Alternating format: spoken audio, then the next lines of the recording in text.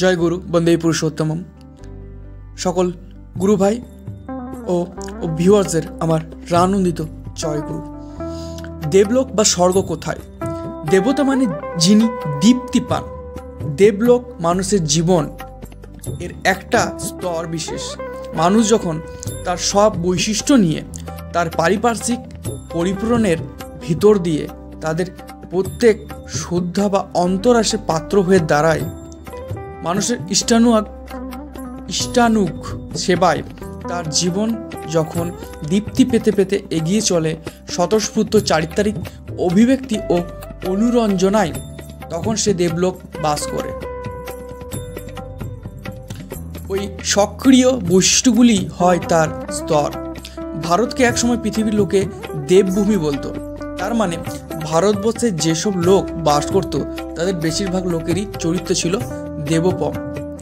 এই ভারতবর্ষই আবার দেবভূমি লোক হতে পারে যদি তোমার আচার্যের চল, বৈশিষ্ট্যপালী, আপুর্য়মান পুরুষোত্তমের অনুবর্তন, বর্ণাশ্রম, 10 বৃদ্ধ সংসার, নিত্য পঞ্চ মহাযজ্ঞ, আদর্শ বিবাহ, আদর্শ শিক্ষা, অনুলোম অস্বর্ণ বিবাহ, দৈনন্দিন জীবনে যজন যাজন, অধ্যয়ন অধ্যাপনা, দান প্রতিগ্রহ, পারিপার্শ্বিকের সেবা, সদাচার পালন, ব্রত ও তীর্থের অনুসেবন, এই সবগুলি হলো আচার্যের অঙ্গীভূত।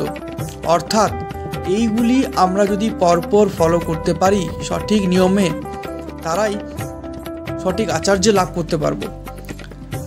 এইগুলির অনুসেবনের মানুষ ধীরে ধীরে বংশ পরম্পরায় দেবতুল্য হয়ে ওঠে।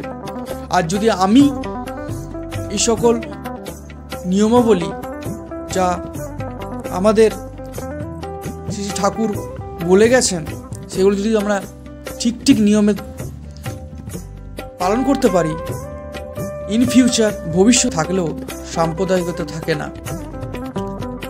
কারণ যুগপুরুষোত্তমের মধ্যে পূর্বতন প্রত্যেকটি অবতার মহাপুরুষই জীবন্ত থাকে। তাকে ভালোবাসলে আমরা পূর্ববর্তন কাউকে অবজ্ঞা করতে পারি না। প্রত্যেককেই মনে করি আমার ঠাকুর। তাই গুরু ভাইয়ের প্রতি যে প্রীতি, সেই প্রীতিরই জাগরণ হয়ে সকলের প্রতি।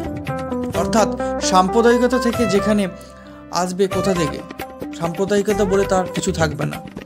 তাই দেশকে যদি এই বীজ থেকে বাঁচাতে চাও, যাজনের ভিতর দিয়ে সর্বত্র ছড়িয়ে পড়ো, সকলের চোখ খুলে দাও যাতে শয়তান তার প্রভাব বিস্তার করতে না পারে। এখনই যদি কোমর বেঁধে না লাগো, পরে আর সামাল দিতে পারবে না। অনৈক্য বিভেদী কায়েম হয়ে চলবে। শ্রী ঠাকুর অনুকূলচন্দ্র এই আমাদের সঠিক নিয়ম পন্থা আমাদেরকে দিয়ে গেছে, যা আমরা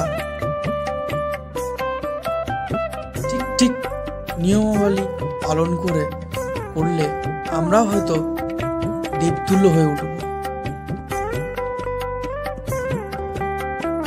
যা অতীতের আমাদের ভারতবর্ষকে দেবভূমি আখ্যা দিয়ে গেছে। সেই আখ্যার সঠিক মান মর্যাদা আমরা রাখতে পারব। জয় গুরু বন্দে পুরুষোত্তমম। সবাই ভালো থাকবেন, ঠাকুরকে নিয়ে চলবেন।